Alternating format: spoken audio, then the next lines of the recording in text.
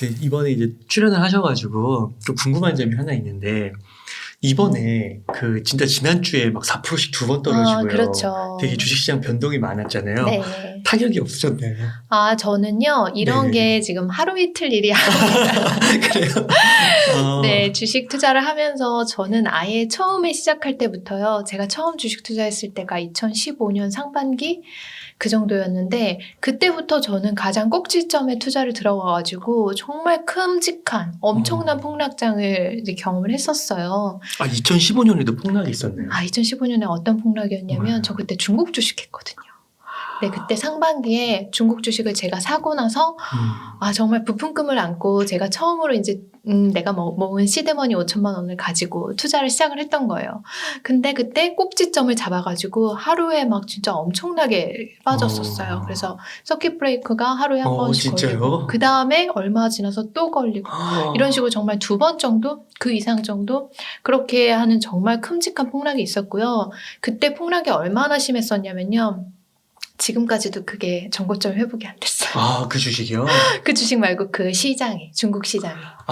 그렇구나. 네, 중국 시장은 그 상해 종합 지수만 봤을 때 2015년 그 상반기 때 꼭지점 찍었던 게 아직도 회복이 안 됐거든요. 그거 몇 년 전인가요? 네, 7년 전. 7년 전인데 와. 아직도 회복이 안 됐으니까 그 정도를 이제 제가 경험을 해봤던 거죠. 제가 들어갔을 때 수직 낙하했어요. 그러다 보니까 근데 또 제가 경험해본 폭락이 그게 다가 아니잖아요. 그 이후에도 뭐 가장 가깝게는 코로나 폭락이 있었죠. 그리고 2018년도, 19년도 장도 만만치 않았어요. 지금이랑 조금 비슷했다고 보는데요. 그때도 뭐 폭락도 있었고 갑자기 올라가기도 했었고 지금처럼 변동성이 굉장히 컸는데 어떻게 보면 금리 상황이 되게 지금이랑 비슷했었어요. 그러니까 금리가 올라가고 있는 시점이다 보니까 그 투자자분들이 그러니까 불안감을 느껴서 이 주식시장이 좀 변동성이 더 컸던 것 같아요. 그때와 되게 비슷한 상황이 지금 연출되고 있는데요. 여러 번에 이렇게 저는 그런 변동성이 큰 장을 경험을 하고 폭락도 경험하고 또 저의 뭐니 해도 가장 큰 폭락은 또 비트코인이었잖아요. 그런 비트코인 시장도 경험하고 그럼에도 불구하고 투자를 제가 끝내지 않고 계속 이어왔다라고 하는 거에 저는 되게 잘했다라고 하는 생각이 들어요. 그렇게 해서 내가 이 투자를 떠나지만 않는다라고 하면 그리고 내 방향성이 정말 크게 엇나가지만 않는다고 하면 그래서 건전한 방향성을 가지고 한 길로 오직하게 가다 보면요. 폭락도 만나고 폭등도 만나겠지만 그 와중에 장기적으로 상향한다라고 하는 거를 제가 좀 지난 7, 8년 정도의 투자의 경험에서 배웠던 것 같습니다. 네. 그때 이제 출연하셨을 때 여러 그런 위기 끝에 그때 이제 좀 말씀해 주셨던 게 빚 한 3천만 원 드셨는데 네. 그거를 이제 2년 만에 한 종잣돈 1억을 모으고 네. 그때 이제 작년 한 12월 1월 네. 올해 1월 그 사이 때 한 6억 정도 네, 자산을 맞아요. 이제 주식으로만 모으셨었잖아요. 네. 그 우선은 지금 이렇게 좀 7년 정도 이렇게 얘기를 해주셨는데 예. 그 중국 주식 그럼 이런 것들은 네. 손절을 좀 하신 건가요 그때? 제가 손절이라고 하면 손해를 보고 팔았던 거를 말하는 거잖아요. 손절을 안 했어요. 어떻게요? 어떻게 안 했냐면 운이 좋았던 것 같아요. 제가 가지고 있던 기업 주식들이 정말 하루아침에 막 그렇게 뚝 떨어지고 너무 큰 폭락을 경험을 했는데 꽤 괜찮은 주식이었던 거죠. 그래서 추천받아서 그래도 샀던 그 20여 개의 주식들 내가 잘 알지는 못하지만 그렇게 막 너무나 잡주는 아니었었던 거예요. 그래서 제가 그 중국 주식 폭락하자마자 그러고 나서 덮어놓고 한 그냥 5, 6개월을 지냈거든요. 근데 그때 제가 다시 한번 열어봤을 때 정말 놀랍게도 제가 가지고 있는 주식이 제가 원래 샀던 가격보다도 10% 20% 정도가 올라 있는 거예요. 그래서 이때다. 나는 이렇게 진짜 분산 투자하는 건 내 그 스타일에 안 맞아. 나 너무 머리 아파. 그래서 그걸 그때 다 정리를 하고 제 방향성을 완전히 바꿔버렸던 거예요. 그러니까 저는 그때 되게 운이 좋았던 거고요. 그 이후에 다시 한번 그게 이제 잠깐 튀어 올랐다가 데드캣 바운스라고 하는 건가요? 데드캣 바운스로 잠깐 튀어 올랐다가 다시 또 정말 크게 내려꽂았거든요. 그거는 정말 제가 뭐 지식이 있었거나 어떤 경험이 많아서 그랬던 건 아니고요. 운이 좋았던 것 같아요. 그래서 그렇게 저를 살려주시고 시장이 미스터 마켓에서 살아나서요. 그리고 나서 이제 그 다음부터는 내가 이렇게 큰 폭락을 맞이해도 그냥 쭉 가져갈 수 있는 걸로 투자를 하자라고 하는 식으로 제 마음과 가치관을 완전히 바꿔버렸어요. 그래도 애초에 좀 좋은 네. 걸 샀으니까 이렇게 한 번 정도 기회가 살아날 있었어요. 그렇군요. 그럼 이때 이후로 좀 주식 투자 철학이 어떻게 좀 바뀌신 거예요? 이때 이후로 저는 이렇게 다양한 내가 알지도 못하는 그냥 사람들의 추천받고 중국에서 좋은 기업이다 이렇게 막 어디서 저기서 들었던 것들로 다양하게 투자의 포트폴리오를 꾸리는 거를 그때부터 딱 접었고요. 정말 확실하게 내가 믿음을 가지고 좀 사랑을 가지고 오랜 기간 보유할 수 있는 기업, 그리고 이게 잠시 뭐 시장 상황이 안 좋아도 내가 버텨낼 수 있는 기업에 투자를 하자라고 하는 식으로 관점을 바꿨고요. 그런 식으로 해서 한두 개 종목을 선택하는 건 어렵지 않은 일이었어요. 20개 종목을 선택하는 거는 나만의 그런 지식과 지혜로는 절대 불가능하거든요. 한두 개 종목 선택하는 건요, 그냥 누구나 할 수 있는 부분인 거죠. 피터 린치가 그런 말을 했잖아요. 그냥 머리에 3% 정도만 쓸 수 있는 정상인이라고 한다면 누구나 월스트리트 전문가 못지않은 종목을 선택할 수 있다. 이런 말 하셨잖아요. 그것과 마찬가지로 누구라도 이 방송을 듣는 분들 제가 단언컨대 그 두뇌의 3% 이상 사용하시는 분들일 거거든요. 그래서 여기 듣고 계신 분들이라면 누구나 그런 기업 한두 종목 선택하는 건 어렵지 않으실 거고요. 하지만 10개, 20개 그렇게 종목 수가 늘어난다라고 하면 어떤 문제가 있냐? 제가 경험했던 거는 거기에 반드시 축정이 같은 종목들이 포함되어 있다라고 하는 거였어요. 근데 한두 개 종목을 선택하셨다. 그리고 그 종목을 한 5년, 10년 가지고 갈 계획이시다라고 하면요. 그 한두 개 종목이 쭉정이 같은 종목일 가능성은 별로 없는 거죠. 그런 식으로 해서 저는 이제 좀 가치관을 바꿨고요. 그게 이제 지금까지도 이어져 오고 있습니다. 그러면 지금 이제 한두 종목만 보유하고 계신 거예요? 저는 지금 어쩌다 보니까 3개 종목을 가지고 있네요. 뭐 2개나 3개나. 네, 3개 종목을 가지고 있고, 그리고 조금 비중 적게는 1개 종목 가지고 있어서 총 4개지만 가장 제가 비중을 크게 90% 이상으로 가져가고 있는 거는 단 3개 종목이에요. 그러세요. 그 ETF 같은 거 아니시고요? ETF 같은 거는요, 관심이 굉장히 많고요. 앞으로 투자할 생각도 있기는 하지만 아직은 없습니다. 그럼 다 개별 종목으로? 아직은 다 개별 종목으로만 가지고 있어요. 미국 주식인가요? 네네. 다 아마 제 방송 한두 번 들으셨으면 다 아실 텐데 제 투자의 포트폴리오가 너무 다 노출돼 있죠. 뭐 아마존, 애플, 그리고 그 테슬라 이렇게가 가장 좀 애플이 가장 비중이 크고요. 그리고 또 이제 좀 비중 적게는 구글을 가지고 있고요. 그냥 이렇게 그냥 투명하게 이 정도 가지고 있으면 제가 이렇게 지금 하락장에 저는 전혀 불안하지가 않거든요. 그러세요? 네, 뭐 단기간 실적 하락 같은 거 있을 수 있겠죠. 그것 때문에 주가가 흔들릴 수 있겠지만 이 기업의 하는 행보들을 내가 쭉 볼 때 불안할 게 없는 거예요. 시장 상황이야 원래 이렇게 요동치는 거고요. 금리 이렇게 올라가다 보면은 주식시장 어렵다라고 하는 거는 너무 다 이제는 알고 계신 일이잖아요. 그러니까 그런 상황에 저는 전혀 불안하지가 않은 거예요. 그러니까 애플 같은 경우는 네. 그 어딘가 그 워런 버핏이 더 샀다고 그러더라고요. 혹시 그런 뉴스 다 보세요? 네, 그런 뉴스까지 저는 세세하게 안 보기는 하는데 결국에 다 제 귀에 들어와요. 그러니까요. 네, 그렇게 막 단기적으로 막 제가 대응하는 사람이 아니잖아요. 그래서 한 하루하루 그렇게 모든 시장의 일들을 다 관찰하고 하지는 않지만 그래도 매입을 했네. 역시 약간 그런 생각이 들기는 해요. 그럼 애플은 그렇다 쳐도 아마존 같은 경우는 네.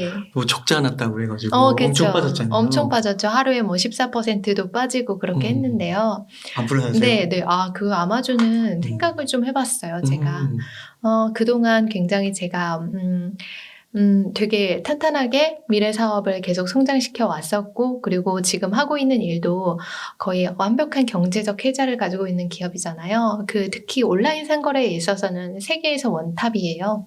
그것뿐만 아니라 여기는 아마존 웹 서비스라고 하는 그 클라우드 서비스에서도 세계 원탑이에요. 그렇게 세계 원탑의 그 포트폴리오를 가지고 있는 기업에다가 이게 또 끝이 아니잖아요. 앞으로의 그런 그 유통산업의 성장성을 위해서 다양한 쪽에 계속 투자를 하고 있어요. 물론 버는 돈보다 쓰는 돈이 많다라고 하면 좀 걱정은 되는데요. 근데 지금 하고 있는 것 중에서 또 캐시카우가 분명히 있으니까 지금은 이제 인플레이션 상황 때문에 어려운 상황이다라고 하는 생각이 들더라고요. 그래서 아마존을 바라보면서 이게 아마존의 문제가 아니라 내가 이거 가지고 마음이 흔들린다면 이건 내 문제 아닐까? 약간 내 감정의 문제 아닐까? 그런 생각이 좀 들었던 거예요. 그래서 아마존도 제가 이제 비율적으로 보면은 사실 아마존에서 테슬라로 많이 갈아탔었고요. 그때도 썩 좋은 가격에 팔았다고 생각하진 않았거든요. 한 3,400불 정도일 때 아마존에서 테슬라로 조금 갈아탔었으니까요. 꽤 많이 갈아탔었으니까요. 그게 저는 그렇게 좋은 타이밍이다 생각하지 않고 그렇게 갈아타기는 했는데 어떻게 보면 또 그게 괜찮은 선택이었었던 걸 수도 있지만 저는 아마존에 대한 믿음은 아직까지도 비슷합니다. 계속 한 5년, 10년? 5년, 10년까지는 잘 모르겠고요. 5년 정도까지는 계속 지켜보고 싶은 그런 기업이에요. 그러니까 전체적으로 이렇게 했을 네. 때는 그 흔들림이 별로 없으셨고 네. 그렇게 막 불안하지 않으셨고 네네. 저는 전혀 불안하지 않은데 그게 이제 조금 어느 정도 단련이 되어 있는 것 같고요. 시장 상황이 왔다 갔다 하는 거는 어제 오늘 일이 아니잖아요. 시장이 변동성이 없는 때가 어디 있었나요? 별로 없었어요. 코로나 때 엄청난 상승 변동성이 있었죠. 근데 우리는 그 상승 변동성을 변동성이라고 말하지 않잖아요. 하락 변동성만을 변동성이라고 이야기하는 것 같은데 우리는 항상 그 변동성 안에 살고 있어요. 그래서 그 변동성을 가지고 내가 일일비 하다 보면은 마음이 몹시 힘들어요. 주식 투자 저희 하루 이틀 할 거 아니고 평생 할 건데 거기에서 내가 변동성을 가지고 마음 힘들어 한다라고 하면은 주식 투자를 할 수가 없어요. 보면은 주식 시장에서 변동성이 없는 때가 거의 없다고 말씀드렸는데 그럼 주식 투자를 평생 한다라고 하면 나는 변동성을 평생 겪게 되는 거예요. 그러면 나는 평생 마음 졸이면서 하루하루 오늘 내일 하면서 살아가야 되는 건데 이게 시한부 인생이랑 다를 게 뭐가 있는가 이런 생각이 드는 거죠. 그러니까 이렇게 불안해하시는 분들은 이렇게 보니까 그 이런 종목들이 아니고 약간 그 한국 주식에서도 네. 코스닥에서 이렇게 사실 잘 들어보지 못했던 뭐 한 번 정도 들어본 적 있었던 그런 주식들을 좀 많이 갖고 계셔가지고 막 이번에 60% 빠지고 70% 빠지고 네. 그런 분들이 좀 힘들어하시는 것 같아요. 그거는 정말 힘들 것 같아요. 맞아요. 그래서 이런 생각을 하셔야 돼요. 항상 내가 주식시장은 언제든지 그 금리에 의해서든 아니면 외부 상황에 의해서든 뭐 전쟁에 의해서든 한꺼번에 폭락을 할 수 있는데 그 폭락하는 시점은 반드시 와요. 이건 자본주의 시장의 거의 핵심적인 부분이잖아요. 폭락은 반드시 오는데 그 폭락장에도 내가 좀 예뻐할 수 있는 그런 주식인가 그거를 좀 생각하고 매수를 하신다라고 하면 그 지루한 존버의 시간을 좀 더 마음 편하게 지내실 수 있지 않을까 저는 그렇게 생각합니다. 네. 그러면 혹시 이번에 네. 이렇게 폭락이 왔을 때 네. 혹시 추가 매수는 좀 하셨나요? 추가 매수는요. 근데 이게 폭락이 이게 끝일 것 같으세요? 폭락의 시작일 수도 있어요. 그거는 모르는 거잖아요. 네. 제가 항상 생각하는 거는 마켓 타이밍은 예측할 수 없다라고 하는 건데 저는 앞으로 2년, 3년 동안에 이런 일들이 되게 많이 발생할 것 같다라고 생각이 들어요. 왜냐면 뭐 금리 이슈가 가장 크겠죠. 아무래도 시중에 그 유동성이 줄어든다라고 하면 주식시장에는 그렇죠. 좋은 영향을 미칠 수가 없잖아요. 그래서 이런 폭락이 지금이 처음이 아닐 수도 있겠다라고 하는 생각이 들고요. 그래서 저는 그럼에도 불구하고 매수하기 되게 좋은 타이밍이 맞아요. 저는 매수하지는 않았고요. 저는 올해 제가 하고 싶은 부분은 현금을 조금 늘려가는 거예요. 제가 말씀드리는 현금은 달러입니다. 그래서 달러 보유를 늘려가는 거를 저는 올해의 목표로 하고 있는데 이게 되게 좀 비효율적으로 느껴지실 수도 있어요. 바로바로 투자를 해야지 그냥 현금을 가지고 있는 거는 이거 내가 기회비용 같은 거 아니냐. 좀 더 나은 수익률을 올릴 수도 있는데 그걸 포기하고 그냥 현금을 가지고 있는 거잖아요. 근데 이게 기회비용일 수도 있지만 저는 먼 훗날 이게 또 기회가 될 수도 있다고 생각을 하거든요. 그래서 이제 먼 훗날의 기회는 언제가 될지 몰라요. 저는 마켓 타이밍 예측하고 그런 사람은 아니니까요. 하지만 언젠가는 제가 이 현금을 가지고 기회로서 또 활용할 수 있는 날이 올 거라고 생각하고요. 그래서 당분간은 제가 좀 현금 보유율을 제가 가진 주식 대비해서 한 20% 정도는 늘려야겠다 생각을 하고 있습니다. 그러시군요.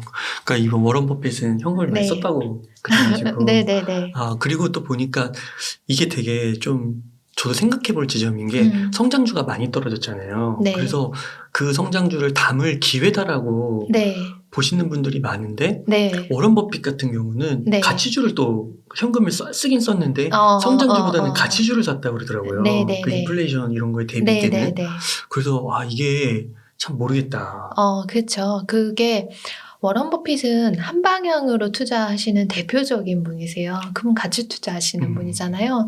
그래서 그분은 애플 주식을 물론 샀다라고 해서 갑자기 성장주 투자하시나요? 라고 했지만 그 애플 주식을 이분은 성장주라기보다는 가치주에 더 가깝게 보시는 거예요. 그래서 이분은 가치주를 투자를 하시되 그게 이제 저평가됐을 때 사신다라고 하는 아주 확고한 본인만의 방향성이 있어요. 그래서 이 자신만의 방향성 갖는 건 되게 중요한데요. 저 같은 경우에는 어떤 방향성이 있는지 아세요? 저는 성장주를 좀 더 중심으로 투자를 하고요. 그리고 내가 비싸게 사도 더 비싸게 팔면 된다라고 하는 저 나름의 이제 투자의 가치관을 가지고 있거든요. 물론 그 기다림의 시간이요. 5년이 될지도 모르고요. 20년이 될지도 몰라요. 만약 대공황 같은 상황을 만났다라고 하면 25년을 기다려야 할 수도 있어요. 하지만 그럼에도 불구하고 저는 그게 가능한 사람이라는 거죠. 하지만 모든 사람이 그렇게 하실 수는 없을 거예요. 그래서 이제 적절한 시점에 이렇게 경기가 어렵거나 아니면 외부적인 상황으로 인해서 이렇게 주가가 훅 빠졌을 때 한 번씩 들어가는 거 굉장히 이제 저는 좋은 태도라고 생각해요. 하지만 저는 그거는 그렇게 관심을 두지는 않고요. 그냥 좀 적당한 가격에 내가 돈 있을 때 산다라고 하는 정도로만 하고 있고요. 근데 지금은 이제 좀 현금 보유의 타이밍이다라고 저 스스로는 정했어요. 버핏은 현금이 되게 너무 많아서 걱정이었던 사람이었어요. 25%에서 30% 정도 버핏이 현금 보유를 가지고 있었다고 하는데 그 이제 25%나 30%가 어느 거의 그 퍼센테이지냐 제가 이렇게 좀 조사를 해보니까 그 버크셔 해서웨이의 그 시가총액의 한 20-30% 정도를 가지고 계신 거더라고요. 한 회사를 뭐 살 수 있고 뭐 여러 가지 투자를 더 늘려갈 수 있는 그런 되게 많은 현금을 가지고 계신 거예요. 그러니까 그렇게 이미 많이 가지고 계신 분은 지금 같은 기회를 잡으실 수 있고요. 그게 이제 그분은 가치 투자를 중심으로 하시는 분이니까 가치 투자로 가신 것 같아요. 근데 이제 뭐 똑같은 상황에 아크 인베스트먼트의 돈남원이라면 완전히 또 성장주 쪽으로 맞아요. 파격적으로 투자를 하셨겠죠. 뭐 그렇게 이제 그거는 이제 본인이 선택할 문제라고 생각하고요. 저는 지금 선택한 게 현금 보유를 선택을 했어요. 물론 이거는 빨리 부자가 되는 방법은 아주 거리가 멀어요. 빨리 부자가 될 수 있는 방법은 거리가 먼데 왜냐면 지금 달러 가격도 되게 비싸잖아요. 맞아요. 그럼 이게 뭐 돈이 되겠어? 저 투자자는 무슨 생각으로 저렇게 투자를 하는 거야? 생각이 없네. 그렇게 생각하실 수도 있는데요.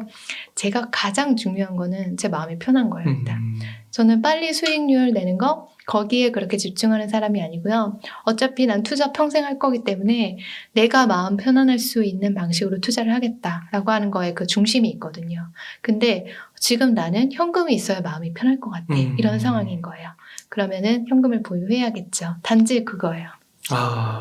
그러니까 이게 2015년부터 투자를 해오시면서 좀 시행착오를 겪으시면서 자신만의 그런 스타일을 찾으신 거네요. 네. 제 스타일을 정말 좀 명확하게 찾은 것 같아요.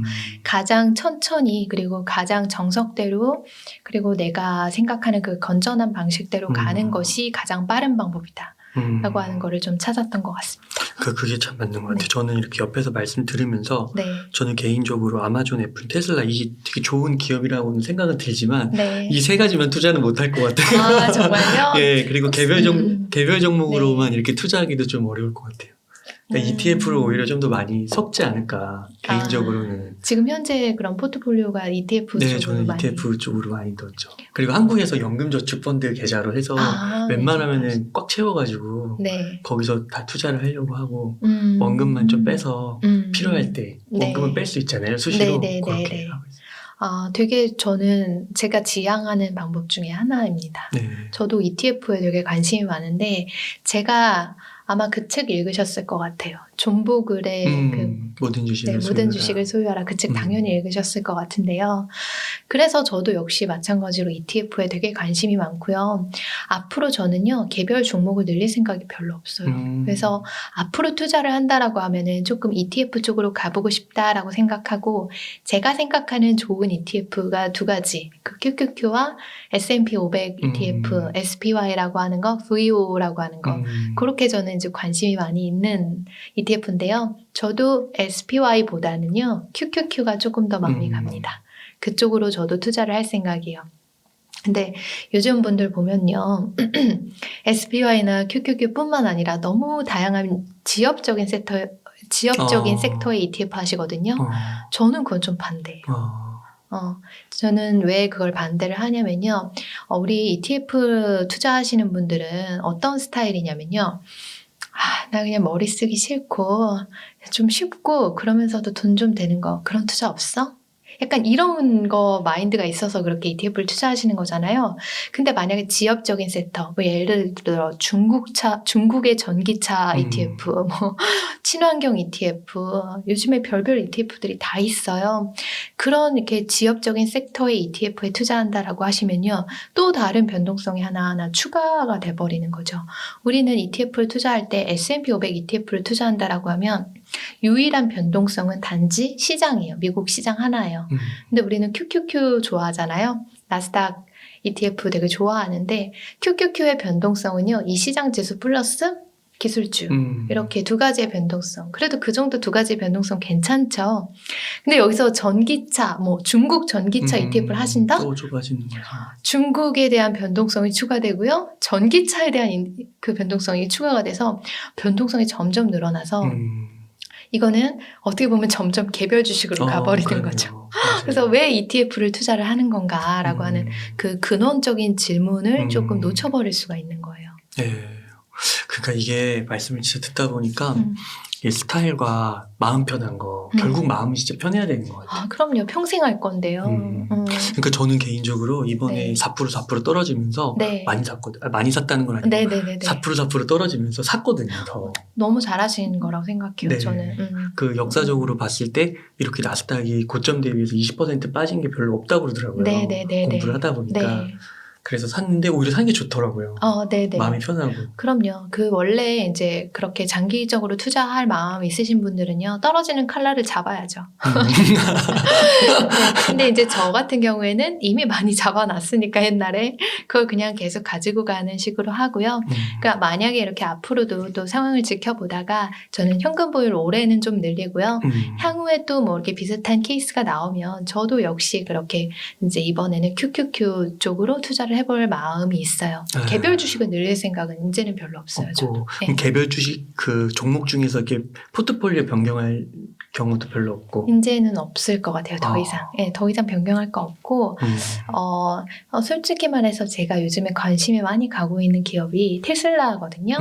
테슬라라고 하는 기업에 관심이 많이 가는데 이미 좀 많이 가지고 있어요. 그러다 보니까 이 종목을 더 늘려야 되겠다라고 하는 생각보다는 그냥 현재 포트폴리오가 너무 난 알짜배기니까 이 알짜배기 포트폴리오 그대로 가져가고 여기서 더 추가를 하게 된다라고 하면 그냥 QQQ 정도를 계속 사모으는 식으로 하자. 웅달님처럼 이렇게 4% 이렇게 뚝뚝 떨어질 때 떨어지는 칼날 잡으면서 더 떨어질 수 있겠죠. 근데 뭐 더 떨어질 수 있겠지만 상관없잖아요. 상관없으니까 그렇게 하신 것 같아요. 맞아요. 네, 그런 마인드로 저도 그렇게 투자를 해야지 앞으로는 생각을 하고 있어요. 네, 맞아요. 저도 최소 10년, 20년 가져가 보려고 해서 맞습니다. 그렇죠. 그리고 연금 펀드시면 또 그쪽은 거의 그냥 강제적으로 가는 거죠. 그러시면은 그 2015년부터 이렇게 투자해 오실 때 아까 그 비트코인도 얘기 잠깐 해주셨잖아요. 네네네. 암호 자산은 지금 투자는 안 하시나요? 암호화폐는요 아주 조금 있어요. 한 500만 원 있나? 비트코인만 한 500만 원 정도 있어서 그냥 그거는 뭐 있는지 없는지 신경도 안 쓰고요.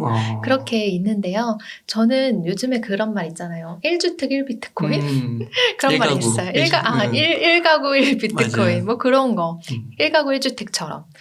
그거 저는 괜찮다고 생각해요. 비트코인 특성상 그렇게 오랫동안 이 생태계에서, 금융 생태계에서 살아남아 왔던 자산이 그렇게 쉽게 사라지지 않을 거고요. 그리고 사라지지 않는다라고 하면은 비트코인도 장기적으로 우상향하게 될 가능성이 굉장히 높아요. 수요와 공급, 그 경제학에서 가장 많이 쓰이는 용어인데 그 관점에서 봤을 때 비트코인은 좀 공급량이 제한이 되어 있잖아요. 그래서 그 이제 제한된 공급량에서 수요가 조금만이라도 더 붙는 상황이 된다라고 하면요. 이 비트코인의 가격은 폭등을 할 수밖에 없는 구조로 되어 있는 거죠. 그래서 비트코인은 뭐 변동성이 굉장히 큰 자산이기 때문에 저는 한 1가구 1비트코인 정도로만 가지고 계신다라고 하면 크게 무리 없진 않을까. 물론 지금 막 투자하신 분들이 그렇게 1가구 1비트코인 그렇게 하시라는 건 아니고요. 어느 정도 이제 투자 뭐 내 집, 살 집도 있고 주식도 조금 어느 정도 가지고 있는데 그래도 요거 한번 해볼까라고 하시는 분들께서는 저는 1가구 1비트코인 추천드립니다. 네.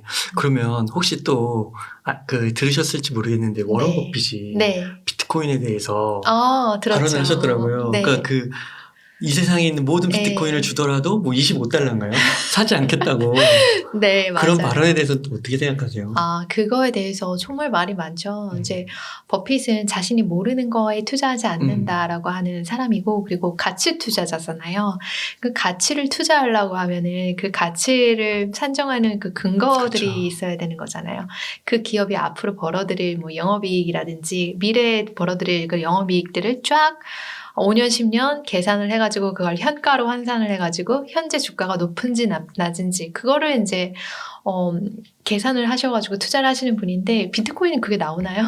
비트코인은 10년 후에 이 비트코인이라는 기업이 얼마나 돈을 벌지 그걸 현가로 환산할 수가 없잖아요.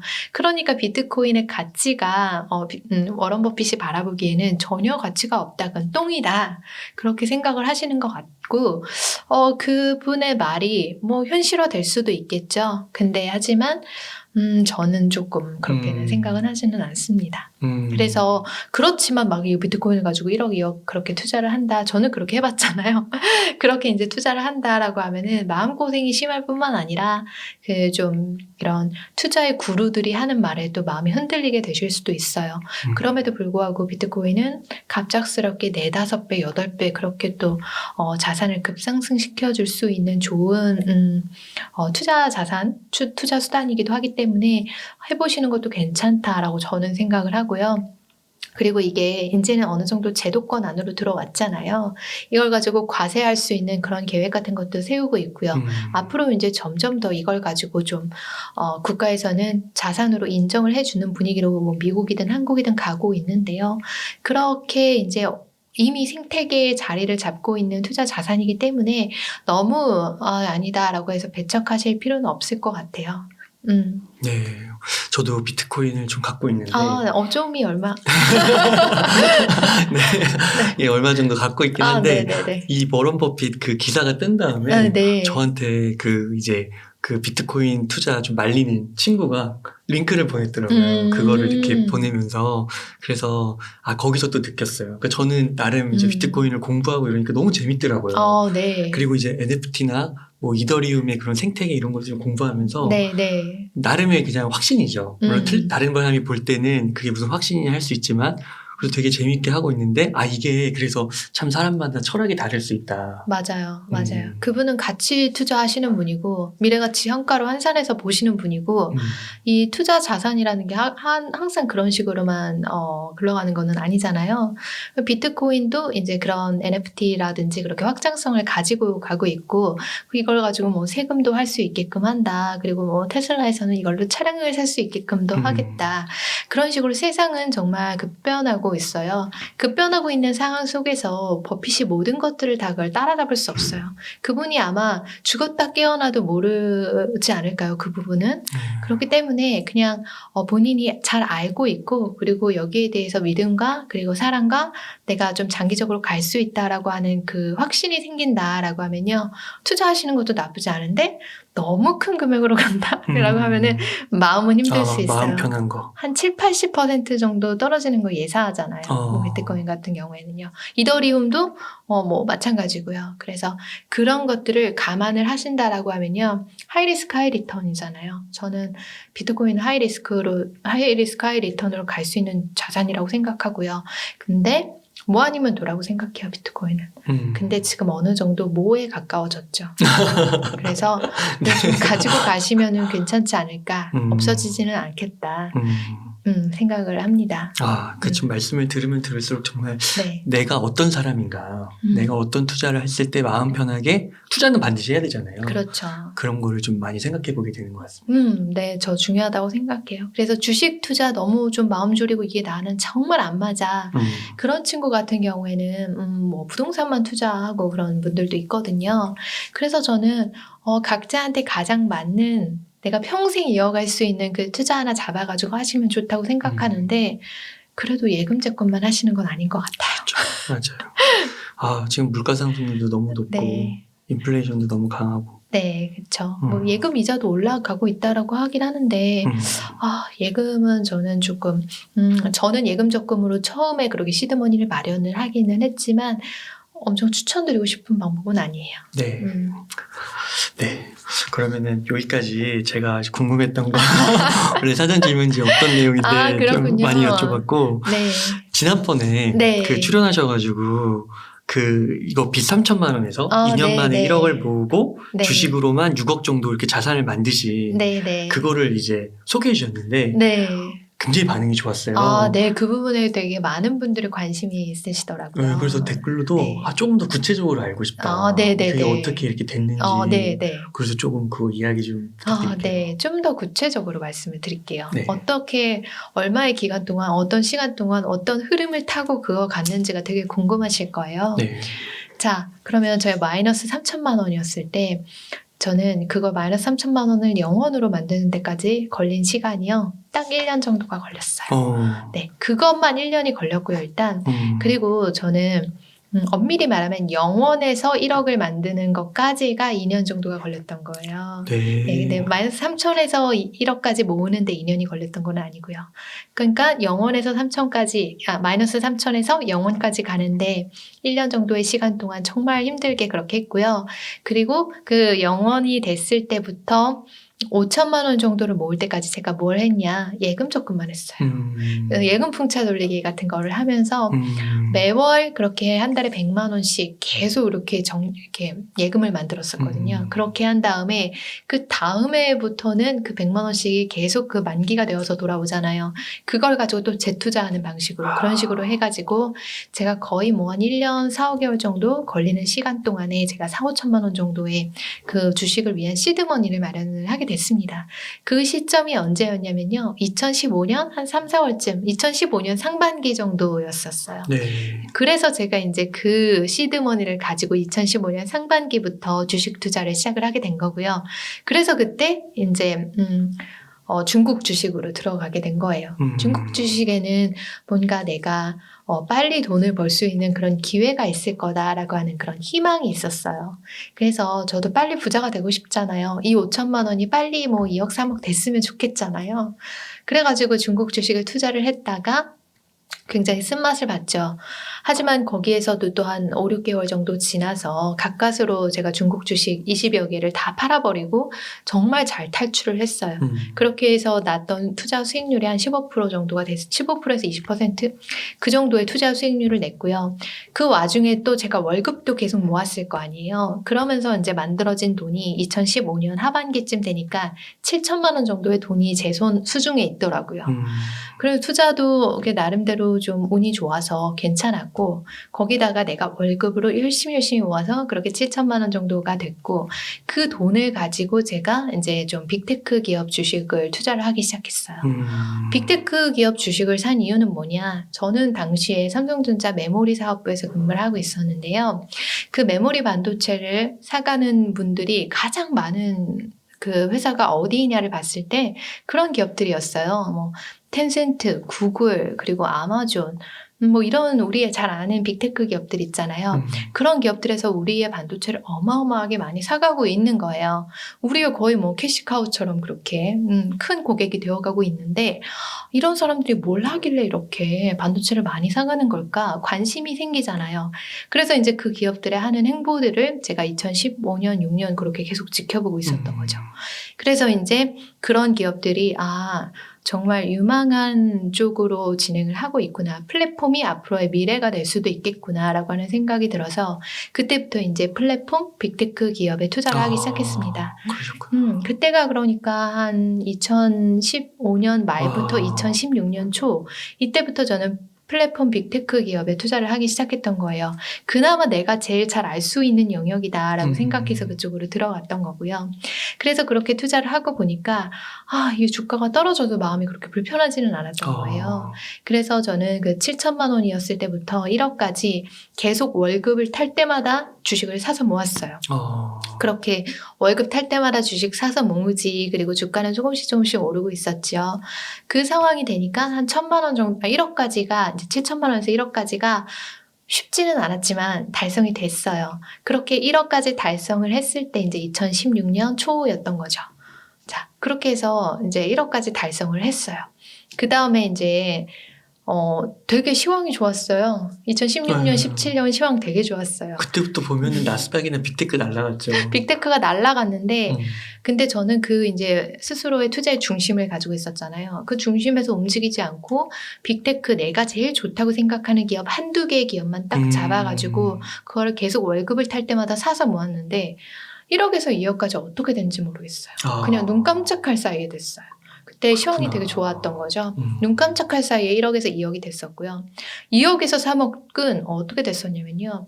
제가 2017년도 초반 정도에는요. 그때가 이제 중국 주식에서 미국 주식으로 완전히 갈아탔을 때였거든요. 그러니까 텐센트는 홍콩에 상장되어 있는 기업이에요.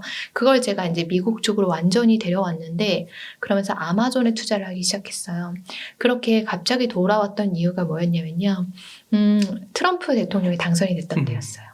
이제 트럼프 대통령이 당선이 되면서 중국과 미국과의 갈등이 되게 심화가 됐고요. 그러면 나는 이 두 나라 중에서 한 곳을 선택을 해야 되겠다. 내가 좀 더 마음 편한 국가를 선택을 하는 게 정답이겠다라고 하는 생각이 들어가지고 중국, 그러니까 홍콩 쪽에 있는 주식들을 다 정리를 하고요. 완전히 미국 쪽 아마존 하나에 몰빵해서 하는 투자를 하기 시작했어요. 그렇게 해서 투자를 시작을 한 다음에 정말 또 이제 엄청 고공행진을 했죠. 2017년. 그러다 보니까 눈 깜짝할 사이에 또 3억이 되어 있었어요. 자, 이렇게 이제 0원에서 갑자기 3억이 됐어요. 1억 달성할 때까지는 되게 힘들었는데 3억까지는 자고 일어나면 돈이 이렇게 헝헝 불어 있는 거예요. 자, 이거는 좋은 운을 탔던 시기예요. 자, 이게 이제 끝이 아니에요. 2018년 정도 됐을 때부터 이제 연준이 너무 이렇게 빅테크 너무 불타오르니까 주가가 불타오르니까 이걸 좀 잡아야겠다. 그래서 이제 물가를 금리를 올리기 시작했거든요. 그러면서부터 주가가 이제 지지부진하기 시작했어요. 자, 그러면 금리가 올라가는 시점에 제가 주식을 팔았어야 될까요? 주식 팔았다가 다시 사면 더 좋지 않나요? 근데 주식 팔 수는 있어요. 좋은 시점에 파는 거는요, 의외로 많은 사람들이 잘해요. 다시 들어오는 진입 시점을 못 잡아가지고 다들 실패를 하죠. 그래서 저도 이제 그거를 알고 있었기 때문에 저는 거기서 이제 좀 탈출을 한다기보다는 2018년도에 그렇게 주가가 안 좋은 상황, 횡보장이 되게 한 1, 2년 정도가 이어졌거든요. 거기에 제가 투자 실패도 많이 했었어요. 부동산 한다고 막 여기저기 이렇게 좀 돈을 많이 쓰기도 하고요. 거기다가 또 비트코인 한다고 아마존에서 그 좋게 수익 난 거 가지고 비트코인 한다고 또 빼가지고 투자하기도 하고요. 이렇게 갑자기 제 중심을 잃어버린 투자를 하면서 제가 가지고 있던 그 투자금 3억 정도의 돈이 뭔가 계속 지지부진한 거예요. 오르락 내리락 하면서 이게 정말 좀 저를 많이 힘들게 했어요. 2018년, 19년 정도의 일이에요. 그리고 나서 코로나 폭락이 왔는데 그때는 정말 내 자산이 한 2, 3년 전으로 돌아가 버린 것 같은 그런 느낌이 들었는데요. 자, 그럼 코로나 전에 한 3억 정도의 투자금을 가지고 계셨던 분들이라고 하면 코로나가 이제 코로나로 인해서 금리 인하를 했을 때 대부분의 사람들이 한 투자금의 2배 정도를 벌으셨을 거예요. 이거는 논리적 비약이 있는 게 아니라 이미 투자하시는 분들이라면 많이 지켜보셨을 일인데 좋은 빅테크 기업, 그러니까 알짜배기 빅테크 기업의 주식을 가지고 계셨거나 아니면 알짜배기 부동산을 가지고 계셨거나 하시다고 한다면 그 자산이 가지고 있던 자산의 코로나 이후에 한 2배 정도가 불어 있으셨을 거예요. 그러니까 이제 제가 가지고 있던 자산 한 3억 정도에 2배가 불어서 한 6억 정도가 됐던 거죠. 그리고 나서 또 지금 이제 어려운 시기가 왔잖아요. 그 이 어려운 시기에는요, 또 6억이 5억 되기도 하고, 5억이 다시 5억 5천이 되기도 하고, 지금 계속 그렇게 한 작년 하반기부터는 지금까지 왔다 갔다 하는 상황이 오고 있는데요. 제가 보니까 그래도 작년 이맘때보다는 제 자산이 좀 더 늘어나 있더라고요. 주식 자산이. 그런 걸 보면은 그래도 이렇게 어려운 상황들 계속 지나가겠지만 앞으로도 좀 장기적인 우상향 한다라고 하는 그 관점이 필요할 것 같고요. 저는 이렇게 방향성이 되게 주식 투자에 있어서는 분명해요. 그 분명한 방향성을 가지고 있다 보니까 전 한 길만 딱 고수하거든요. 그러다 보니까 운이 좋을 때는요, 갑자기 자산이 2-3배가 불어나기도 하고요. 운이 나쁠 때, 그러니까 시장이 나쁠 때, 금리가 뭐 올라갈 때, 그럴 때는 주가가 좀 횡보장을 많이 경험을 하기도 해요. 폭락을 겪기도 하고요. 그렇게 상승과 폭락과 횡보를 계속 반복해서 겪는 와중에 그래도 저는 장기적으로는 우상향할 거라고 하는 그 확실한 믿음을 가지고 있는 거죠. 그래서 거기에 투자를 하는 거고요. 이게 이제 빠르게 뭔가를 투자를 성공시킬 수 있는 방법은 아닐 거예요. 하지만 이게 저의 정도라고 생각하고 이게 가장 빠른 방법이 될 수 있다고 생각을 합니다. 아, 네. 네. 그러면 그 아마존, 애플, 테슬라를 아까 좀 많은 비중을 갖고 있다고 하셨잖아요. 네네. 이게 그 2016년, 17년에 그 상승, 상승 트렌드. 네네네. 그게 또 올 거라고 보시나요? 언젠간? 언젠가는 올 거라고 생각을 하는 게, 네. 기술의 발전이다라고 하는 거는요, 원래 S자 커브로 발전을 한다라고 해요. 그러면 그 S자 커브라고 하면 그 기하급수 그래프를 생각해 보시면 될 것 같은데요. 저는 지금이 어느 정도 그 기하급수 그래프의 변곡점에 와 있다고 생각을 하거든요. 그 변곡점을 도달하면 그 싱귤러리티라고 하는 말 있잖아요. 특이점이 온다. 그래서 그 한 번에 폭발적인 발전이 있는 그 시점이 다시 한번 찾아올 거라고 생각하고요. 뭐 인공지능에는 봄, 여름, 가을, 겨울이 있다고 해요. 인공지능이 갑자기 딱 막 이렇게 활기를 치고 막 엄청나게 이제 투자를 거세게 하는 그런 시점이 있고요. 지지부진한 시점도 있고요. 그래요. 근데 그게 저는 한 번쯤 그렇게 폭발적으로 성장할 수 있는 그 시기가 올 거라고 생각하고, 그래서 저는 지금의 그 빅테크 투자를 앞으로도 한 5년 정도는 괜찮게 보고 가져가려고 하고 있습니다. 네. 근데 그 와중에 어려운 일들이 많이 있을 것 같아요. 특히 앞으로 2-3년 정도는요. 큰 기대하지 않고 있습니다. 아, 그러세요. 그러니까 이게 테슬라는 네. 앞으로 이게 더 성장할 것 같기는 한데 아직은 그 실질적으로 매출이나 영업이익이 아마존이나 애플에 비해서는 작잖아요. 근데 네. 테슬라 영업이익률을 보면요. 다른 여타의 자동차 기업을 벌써 추월했어요. 아, 그래요? 그 보면은 BMW보다 영업이익률이 높다라고 하더라고요. 그래서 저도 이게 왜 이래? 이게 잘못 본 거 아니야? 해서 봤는데 테슬라는 차량의 라인업이 많지가 않아요. 그러니까 몇 개 정도의 차량을 가지고 그거를 굉장히 좀 대량 생산으로 찍어내고 있는 거예요. 근데 그렇게 비슷하게 볼 수 있는 게 애플 같은 기업도 그래요. 애플 핸드폰이나 스마트폰이나 뭐 태블릿이나 그게 라인업이 그렇게 많지 않아요. 삼성에 비해서. 삼성은 라인업이 엄청나게 많거든요. 뭐 있는지도 잘 몰라요. 근데 애플은 라인업이 별로 없어요. 저가 모델도 이제 최근에 나오기 시작했고요. 그렇게 라인업이 없는 상태에서 몇 개의 그 종목을 가지고 빠르게 생산을 돌린다라고 하면요. 당연히 수익성이 높아질 수밖에 없겠죠. 이제 그 딱 규정화된 플랫폼이 있고 그 짜고 찍어내기만 하면 되는 거니까요. 근데 이제 삼성 같은 기업은 시장의 그 독점력을 높이기 위해서는 이렇게 많은 라인업을 가지고 많은 사람들이 좀 찾을 수 있게끔 해야 되는 그런 전략 때문에 영업이익이 굉장히 좀 낮아지는 거죠. 테슬라는 되게 신기한 게요. 진짜 많은 일들을 하고 있는데 영업이익률이 많이 이제 BMW나 이런 데를 다 따라잡아 버린 거예요. 그게 너무 좀 경이롭다라고 하는 생각이 들었어요. 왜냐면 테슬라가 하는 일 한번 보세요. 제가 그냥 머릿속에 떠오르는 것만 생각을 해서 말씀드려 볼게요. 자, 인공위성 하고 있고요. 그리고 또 로켓도 발사하고 있고요. 거기다가 AI 인공지능 부분도 되게 하고 있고 지금 AI 기술력으로 보면 전 세계 거의 탑이다라고 할 정도로 AI 기술력이 높아요. 거기에 전기차 지금 생산하고 있는데 대량 양산하고 있고요. 지금 공장 4개 정도를 대량 양산으로 돌리고 있어요. 양산에 어려움이 있었는데 그거 많이 극복했고요. 그리고 앞으로 생산력을 50%씩 매년 그렇게 증가를 시키겠다라고 하는 그 CEO의 의지가 있어요. 앞으로 공장도 계속 늘려갈 건데 거기에다 충전소 사업 같은 것도 직접 하고요.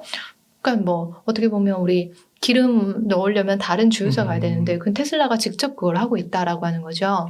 거기다가 솔라시티 같은 것도 인수를 해서 조금 더 에너지 효율성을 극대화하기 위해서 노력을 하고 있고 그게 다가 아니라 뭐 뉴럴링크 그런 부분도 하고 있고 굉장히 지금 많은 부분들을 하고 있는데 이걸 들었을 때 어떤 생각이 드시나요?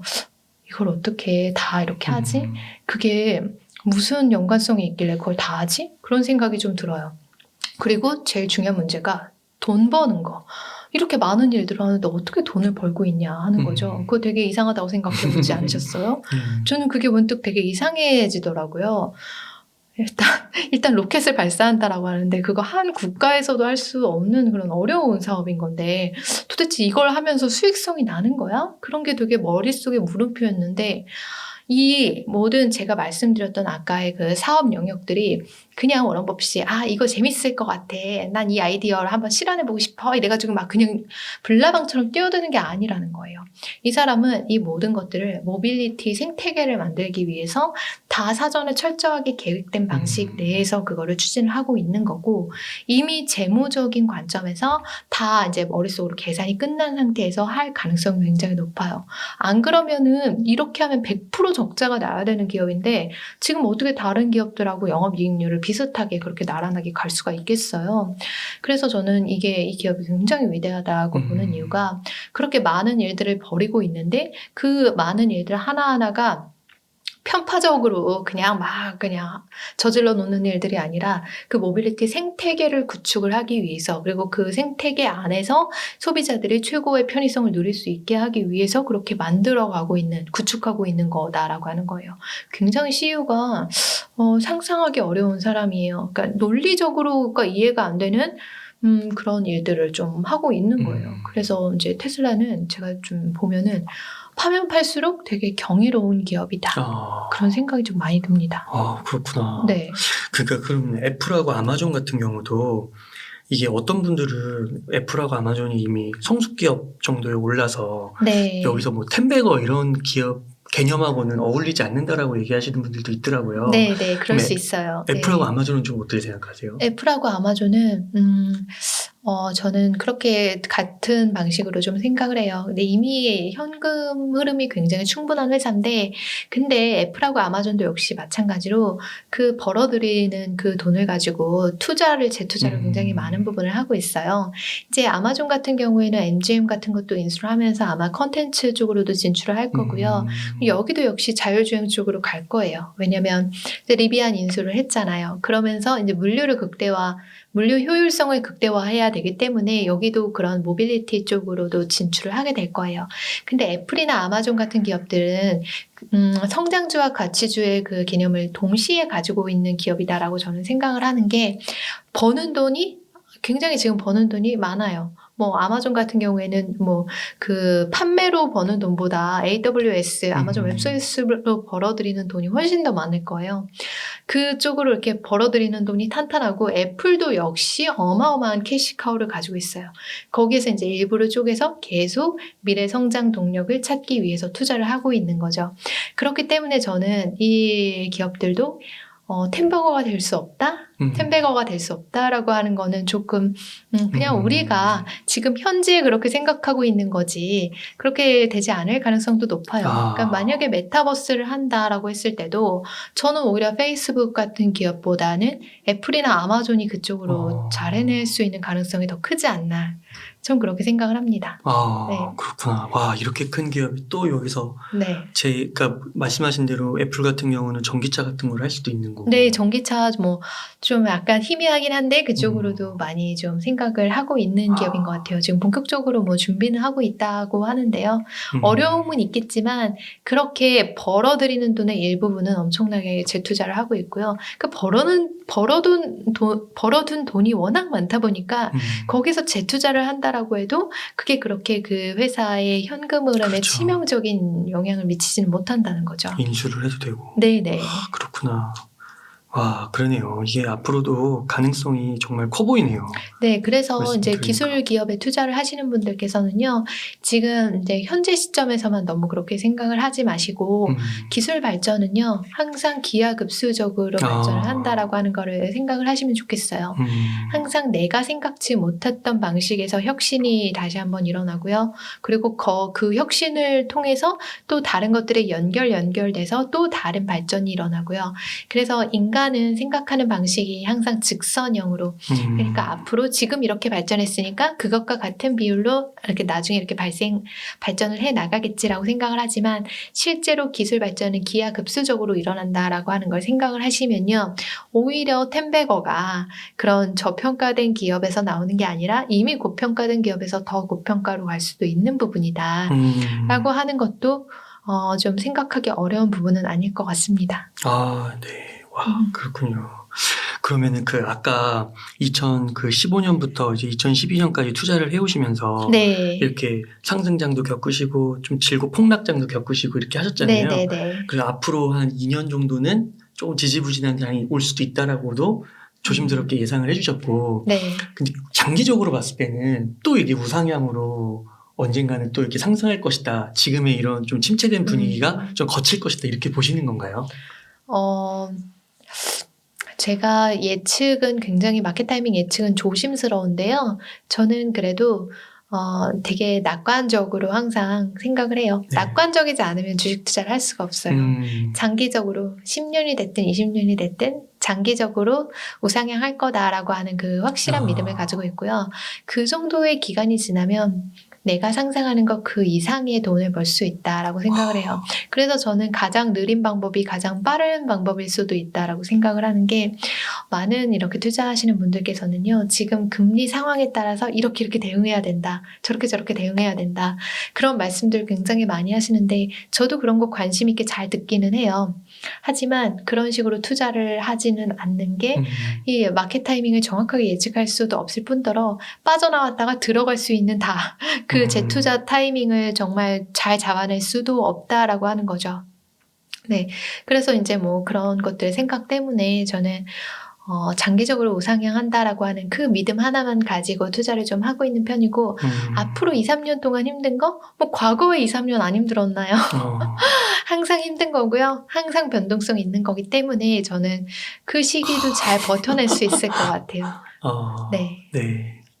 아, 네. 그래서 저는 그렇게 좀 도움드리고 싶은 게, 제가 지금 유튜브 같은 거를 어쩌다 보니까 시작을 하게 됐는데, 그 유튜브에서 제가 그런 말씀을 되게 많이 드려요. 장기 투자하시는 분들 중에서 마음이 막 이렇게 저렇게 흔들리시는 분들이 있거든요. 이 변동성 장에서 너무 힘들어 하시는 거예요. 그래서 그런 분들께 저는 현실적인 도움이 될 수 있는 말들을 많이 해드려요. 변동성이 있는 거는 제가 아까도 말씀드렸지만 하루 이틀 일이 아니라 항상 시장은 변동성이 있는 거다라고 말씀을 드렸고요. 근데 이제 코로나 이후에 투자를 하셨던 분들께서는 그 상승 변동성만 주로 경험을 해보셨을 가능성이 커요. 그러니까 그 하락 변동성이 왔을 때 굉장히 이제 두려워하시는 거예요. 근데 변동성이 없으면요, 주식시장에서 돈 벌 수 있는 방법이 있을까요? 네. 변동성이 없는 주식시장은 뭔지 아세요? 예금 적금이에요. 그렇기 때문에 여러분들이 변동성 덕분에 돈을 벌 수 있는 기회를 잡으시는 거다, 그렇게 생각하면 더 좋으실 것 같고요. 시장의 변동성은 하루 이틀 일이 아니라 우리가 수십 년, 미국 시장으로 보면 100년, 그렇게 계속 그 변동성이 있는 장들을 우리가 쭉 배워왔고 공부해왔어요. 근데 지금만 없었으면 좋겠다. 그것도 말이 안 되는 거잖아요. 그래서 이 변동성은 당연하게 받아들이는 거여야 하고, 시장은 당연히 그 변동성이 큰 건데 거기에다 대고 내가 너무 감정을 이입하는 게 저는 되게 큰 문제라고 생각해요. 당연한 걸 가지고 자꾸 이렇게 감정적으로 대응을 하다 보면은 그게 얼마나 힘들어요. 그래서 시장은 제 갈 길을 묵묵하게 가고 있는데, 우리 사람들이 그 시장을 바라보면서 자꾸 문제가 있다고 하잖아요. 시장은 문제가 없어요. 금리가 올라가면 당연히 이제 주가가 지지부진하고, 그리고 변동성이 커지고, 너무 당연하게 시장은 내 갈 길을 이렇게 묵묵하게 가고 있는데 너는 문제가 있어, 자꾸 이렇게 이야기를 하는 거죠. 시장의 문제는 없고요. 다 우리의 문제예요. 다 내 감정의 문제. 그래서 그런 말이 있어요. 어떤 투자의 대가분이 하신 말씀이었는데, 시장은 나를 보여주는 거울이다. 네, 시장 보는 거. 시장 우리 하나잖아요. 시장 하나인데 웅달님이 보시는 시장, 내가 보는 시장, 그리고 다른 여기 구독자님들이 보는 그러네요. 시장 다 다르잖아요. 그러네요. 그러니까 시장은 나를 보여주는 거울이에요. 그러니까 시장을 보고 불안하다 하시면은 여러분들 마음이 지금 불안하신 거고요. 시장 보고 저처럼 그냥 아무 생각 없으시면 그냥 아무 생각 없으신 거고요. 그렇구나. 네, 그 시장을 보고서 어떤 기회를 찾아내시는 분들도 있어요. 좋네요. 자신을 보는 거울이 많네요. 거울이에요. 네, 그래서 그렇게 생각을 하신다라고 하면 오히려 내 마음을 좀 더 이렇게 하실 수 있을 건데 이 얘기를 말씀을 제가 드리면 무슨 되게 문과적인 상념을 이야기하고 있다. 되게 한주주는 좀 투자하는 게 약간 특이한 방식으로 그렇게 생각을 한다. 주식시장을 되게 이성적이고 그렇게 합리적으로 판단을 해야지 왜 그렇게 말씀을 하시냐 이런 이야기도 제가 가끔 듣기는 하거든요. 근데 주식시장이 그렇게 이성적이고 합리적인 시장이 아니에요. 그렇게 논리적으로 굴러가는 시장이 아니에요. 그렇기 때문에 저야말로 진짜 이성적이고 엄청나게 합리적이고 현실적인 사람이거든요. 근데 그럼에도 불구하고 감정이 되게 중요하다고 이야기를 하잖아요. 네, 주식시장은 그렇게 논리적이고 여러분들이 생각하는 것처럼 이성적인 시장이 아닙니다. 그렇기 때문에 여러분들의 마음을 먼저 돌아보는 게 그런 시장을 분석하는 것보다 더 중요할 수도 있다는 거 생각해 주시면 좋겠어요. 그러면은 저자님, 한주주님 그 마이너스 3천에서 네. 종잣돈 1억까지 모으는 게 한 3년 걸리신 거고 그렇죠. 거의 그 정도 걸렸던 것 같습니다. 거기서 이제 네. 한 5, 6억 정도까지 오르신 게 또 한 3년 정도. 네, 그 정도 걸렸던 것 같습니다. 근데 네. 그 많은 분들이 그러잖아요. 종잣돈 모으는 시기가 가장 힘들었다. 정말 공감합니다. 제가 그랬잖아요. 뒤에서 이렇게 3억, 5억 늘어난 거 네. 그것보다 이 앞단계가 더 힘드셨어요? 앞단계는요. 일단 제일 힘든 건 빚을 갚는 거였고요. 근데 그건 어떻게 갚으신 거예요? 빚을 갚는 거는 농업적 근면성? 그거 하나인데요. 저는 요즘에 되게 많이 듣는 말이 있어요. 자기가 빚이 있대요. 한 3천만 원에서 5천만 원 정도 제가 빚이 있습니다. 한주주님, 근데 저는 좀 투자 수익을 빨리 내서 이 빚을 빨리 좀 청산을 하고 싶습니다. 저 이런 상담을 굉장히 많이 받거든요. 근데 저는 그렇게 이야기를 들으면 되게 현실적으로 이야기를 해드려요. 투자 수익을 내서 빚을 갚는다라고 하는 거는 현실에서 잘 일어나지 않는 일이다. 왜냐면 3천만 원을 가지고 지금 빚이 있는 상태에서 뭐 이렇게 투자를 하셨어요. 그래서 정말 투자를 잘하셔가지고 3천만 원 수익이 났어요. 그럼 이렇게 투자 잘하셨던 분이 그걸 가지고 빚을 갚을까요? 안 갚는다는 거죠. 그냥 계속 아마 그렇게 투자를 잘 이어가실 가능성이 커요. 이게 나쁘다는 건 아니고요. 단지 빚을 그냥 가지고 있는 상태에서 내가 투자 계속 하겠다. 그거 좋은 방법이에요. 이성적으로 봤을 때, 그 판단해 봤을 때 괜찮은 방법이라고 저는 생각해요. 하지만 나 이 빚을 꼭 갚고 싶어. 이런 분도 있잖아요. 그런 분들은요. 일단 투자 수익을 내서 갚겠다는 생각은 절대 하지 마시고 그냥 월급을 타서 갚으신다든가 아니면 뭐 자영업이나 사업을 하신다라고 하면 거기서 오는 소득을 가지고 갚으신다든가 그게 가장 현실적이고요. 이게 되게 지루하고 오래 걸릴 것 같은 방법이지만 가장 빠른 방법이 될 수가 있다고 봅니다. 그렇구나. 네. 그러니까 이게 결국 종잣돈 한 5천에서 1억 정도 딱 모으시니까 네. 같은 기간 대비해서 이게 거의 5배, 6배 늘어난 거잖아요. 네, 맞아요. 그때 그게 주식은 되게 무량주로 딱 좋은 주식을 선택하신 게 또 되게 중요했던 거고. 네, 그쵸. 그게 이제 저는 아마 시장이 앞으로 2, 3년 정도 지지부진할 수 있을 거다라고 생각을 하잖아요. 이런 하락장이 온다고 해서 제 투자의 중심이 바뀌지는 않을 거예요. 그리고 상승장이 온다고 해서 제 투자의 중심이 또 바뀌지도 않을 거예요. 네, 제 투자의 중심은 똑같아요. 그냥 한 방향을 가는데 그 와중에 운이 좋을 때, 시장 상황이 좋을 때는 좀 더 빠르게 제 자산이 상승을 하는 거고요. 제가 조금 시장이 지지부진하거나 횡보장이 길어질 때는 제 자산도 역시 그렇게 횡보하는 거예요. 네, 근데 저는 이게 가장 빠른 방법이다라고 스스로 좀 납득을 시켰습니다. 그렇게 해서 자신만의 투자 종목이라든지 철학이라든지 마인드라든지 태도라든지 이런 걸 이제 잡으신 거군요. 네. 그리고 뭐 빚 빨리 갚으시려고 되게 투자하시는 분들 저는 좀 주의사항을 말씀드리고 싶은 게 그렇게 빚을 빨리 갚고 싶어가지고 투자를 하시다 보면 어떻게 되기 쉽냐면 무리하기 쉽어요. 그러니까요. 쫓길 것 같아요. 쫓겨요. 무리하기 쉬워요. 그래서 그런 쪽으로 가지 마시고 차라리 빚이 있다라고 하면 일단 두 가지 중에서 선택을 하세요. 한 가지는 내가 그냥 이 빚은 가지고 갈 거다. 5년, 10년 가지고 갈 거고 나는 내 방식대로 꾸준하게 한 방향성을 가지고 투자를 할 거다. 이렇게 가셔도 괜찮아요. 그리고 나 이 빚은 무조건 갚아야 돼. 나는 빚 갚고 이렇게 할 거야. 근데 그걸 이제 투자 수익으로 갚는다? 그렇게는 하지 마시고 그렇게 내가 꼭 갚고 싶은 빚이다라고 하면요. 월급으로 아니면 그 자영업, 사업 해가지고 버신 돈으로 그렇게 갚으시는 게 좋다 말씀을 드리고 싶습니다. 아, 네. 그 아까 유튜브 채널 아, 말씀해 주셨잖아요. 네네네네. 그 유튜브 채널 좀 한번 소개해 주세요. 아, 네. 제가 유튜브를 한두 달 전부터 시작을 해서 거의 꾸준히 하루에 1개 정도의 컨텐츠를 업데이트를 하고 있어요. 근데 제 유튜브에서는 지금 이 방송을 보셨으면 알겠지만요. 절대 무리하거나 과장하거나 막 빨리 부자 될 수 있는 그런 공격적인 투자 방법을 가르쳐 주거나 그런 건 없어요. 근데 제가 가지고 있는 그 장점은 뭐냐면요. 저는 장기 투자를 할 수 있도록 그렇게 마인드 세팅을 좀 잘 해드리고 그리고 또 이렇게 건전한 방향성을 가지고 투자할 수 있는 그런 마인드를 많이 알려드려요. 근데 이게 이제 저 또한 아마추어 투자자잖아요. 그래서 저 또한 공부를 많이 하고 있고 저는 어떤 공부를 하냐면 제가 막 유튜브를 많이 찾아보고 그렇게 공부하는 스타일은 아니에요. 사실 저는 책을 많이 봅니다. 그래서 책에서도 어떤 책들을 주로 보냐면요. 저는 투자의 구루분들 있잖아요. 투자해서 5년, 50년, 60년, 70년 그렇게 정말 오랫동안 투자계에 머무르셨던 그 투자의 월스트리트 구루분들이 쓰신 책들을 되게 좋아하거든요. 그래서 그런 책들에서 나온 많은 지혜들 그분들의 투자의 아이디어 이런 것들을 제 유튜브를 통해서 아마 배우실 수가 있게 되실 거예요. 그리고 이제 그것들을 현실적으로 또 적용할 수 있는 방법들, 접목할 수 있는 방법들도 궁금하실 거잖아요. 그래서 제가 그 현실적인 방법들, 지금 우리가 여기서 바로 해볼 수 있는 그런 안전한 방식에 그러면서도 수익을 낼 수 있는 그 방식의 투자들 알려드리고 있습니다.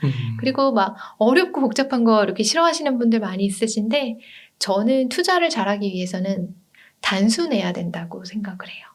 시장이 제가 말씀드렸잖아요. 시장은 내 마음을 보여주는 거울이다 말씀드렸는데요. 그래서 더더욱 저는 마음과 감정이 좀 단순해야 된다고 생각을 하고요. 투자 방식 역시도 그 심플한 게 가장 중요하다고 생각을 합니다. 그런 심플한 투자의 아이디어를 알려드릴 수 있는 그런 좋은 정말 양질의 콘텐츠를 다루고 있으니까 혹시 나는 그렇게 막 차트 보고 이런 거 싫어. 그렇게 좀 하는 것보다 장기적으로 건전한 마인드로 투자하고 싶어. 그런 분들께는 제 책이나 제 유튜브 콘텐츠 이게 굉장히 많이 도움이 되실 거예요. 네. 그 채널명이 한 주주의 잠 못 드는 밤이에요. 네. 잠 못 드는 밤을 왜 붙이신 거예요? 저는 올빼미예요. 아, 그러세요? 네, 저는요. 네. 제가 진짜 하고 싶은 게 뭔지 아세요? 미라클 모닝. 아, 그렇구나. 저 미라클 모닝 하고 싶은데요. 그게 너무 안 되는 거예요. 제가 안 해본 거 아니에요. 저는 되게 뭐 좋다고 생각하는 게 딱 들어오면요. 꾸준히 하는 스타일이거든요. 그래서 6개월 정도? 한 3개월에서 6개월 정도? 되게 꾸준히 한 적이 있었는데 젊을 때였어요. 28, 9살 때. 제가 그렇게 미라클 모닝을 했었는데 그러다 병이 났네요. 네. 그래서 미라클 모닝을 못하고 그리고 나서 그 이후에도 몇 번 시도를 했지만 굉장히 많이 좀 힘들더라고요. 그래서 그거에 대해서 좀 의학적인 거를 찾아봤죠. 이게 잘 맞는 사람도 있고 아닌 사람도 있나 해서 의학적인 걸 좀 찾아보기도 했는데 실제로 있더라고요. 실제로 사람이 뭐라고 하죠? 우리 되게 선사시대 때부터 이어져 내려온 우리만의 그 습성 같은 게 있잖아요. 어떤 사람은 새벽 시간에 깨어있는 사람이 있고 어떤 사람은 이게 좀 아침 시간에 그렇게 활기찬 사람이 있고 그게 사람마다의 어느 정도가 좀 다르다고 해요. 그거는 이제 우리의 생존을 위한 건데 왜냐면 어떤 사람은 새벽에 일어나서 새벽에 눈을 뜬 상태로 가족들을 지켜야 되잖아요. 그리고 또 어떤 사람들은 또 다른 시간대에 더 활발하게 활동을 해야 되잖아요. 그러니까 이게 사람마다의 그 바이올로지컬 클럭이 조금 다르다라고 하는 거죠. 그래서 저도 역시 좀 그런 게 아닌가라고 하는 생각을 첫 번째로 했던 거고, 또 의학적으로 봤을 때는 이 혈압에 따라서 조금 다를 수 있다고 하더라고요. 이 고혈압이신 분들이 아침에 확 되게 더 잘 깨어난다라고 하고요. 혈압이 좀 낮은 사람들은 아침에 일어나는 걸 조금 더 힘들어한다라고 하는데, 약간 저는 후자 쪽이어서 그런 게 아닌가라고 좀 변명을 해봅니다. 그래서 저는 이렇게 잠 못 드는 밤, 잠 못 들면서 저는 책 읽고 이렇게 저만의 이 사색의 시간을 많이 갖고 글도 되게 많이 쓰거든요. 그래서 저는 뭐 미라클 모닝이든 아니면 미라클 미드나잇이든 상관없고 그냥 그 시간을 알차게 사용하는 게 가장 중요하다라고 스스로 결론을 내리고 그렇게 하고 있어가지고 이런 좀 제목으로 특이하게 경제 채널을 운영하고 있습니다. 아, 저는 뭐 투자랑 좀 관련돼가지고 네. 이 잠을 잘 못 자나. 그렇게 생각하실 수도 있을 것 같아요. 네. 투자랑 관련이 됐거나 아니면 이게 좀 밤 시간이니까 해외 투자 쪽이랑 연관이 되어 있을 수도 있고요. 그래서 그런 분들을 위해서 뭔가 조언을 해주시는 건가 싶었어요. 네네. 뭐 여러 가지 그렇게 중의적인 의미를 담을 수는 있을 것 같아요. 좋은 아이디어 감사드립니다. 네. 그러면은요, 저자님 이렇게 해서 전반적으로 좀 질문을 다뤄본 것 같은데, 네. 혹시 끝으로 좀 강조하고 싶으신 말씀 있으실까요? 네. 지금 이제 변동성이 큰 장 견뎌내시느라 많이 힘드실 것 같아요. 근데 제가 좀 힘이 되는 말씀 하나 드릴까요? 제가 변동성이라고 하는 걸 말씀드릴 때 상승 변동성과 하락 변동성, 이 둘 다를 변동성이라고 말씀을 드렸어요. 상승 변동성이 없으면 하락 변동성이 없고, 하락 변동성이 없으면 상승 변동성도 없어요. 그래서 변동성은 우리에게 돈을 벌 수 있는 기회를 가져다주는 소중한 거다. 그렇게 생각을 한다는 걸 제가 말씀을 드렸고요. 그리고 또 여기서 또 희망적인 건 뭐냐면요. 상승 변동성과 하락 변동성의 기간으로 봤을 때 그게 한 7대3 정도의 비율이에요. 하락 변동성의 기간이 상승 변동성의 기간보다 좀 더 짧아요. 물론 그래요? 짧지만 굵게 오죠. 그래서 많이 더 힘들게 느껴지실 건데 그래도 상승 변동성의 기간이 70% 정도로 더 길다라고 하는 거 생각하시고요. 지금 이 시기를 또 잘 버텨내신다. 뭐 몇 년이 될지 모르고 몇 개월이 될지는 모르겠지만요. 또 이거 방송 나갈 때 어떻게 될지 모르겠어요. 네. 최대한 빨리 편집해서 올리도록 하겠습니다. 갑자기 막 나스닥 고공행진하고 아무도 모르는 일이기는 하지만요. 그래도 그런 하락 변동성을 잘 견뎌내신다라고 하면 그 7대3의 비율이라고 했잖아요. 나머지 70%의 상승 변동성도 더 잘 누리실 수 있을 거라고 생각을 합니다. 그래서 그렇게 힘을 드리고 싶어요. 네. 감사합니다. 그러면은 한 요 정도에서 오늘 인터뷰 마무리해도 될까요? 네. 네. 이렇게 해서 월급쟁이의 첫 돈 공부의 저자이신 한주주 저자님을 모시고 이야기를 나눠봤습니다. 긴 시간 동안 유익한 인사이트 많이 나눠주셔서 감사의 말씀드립니다. 오늘 고생 많으셨습니다. 감사합니다.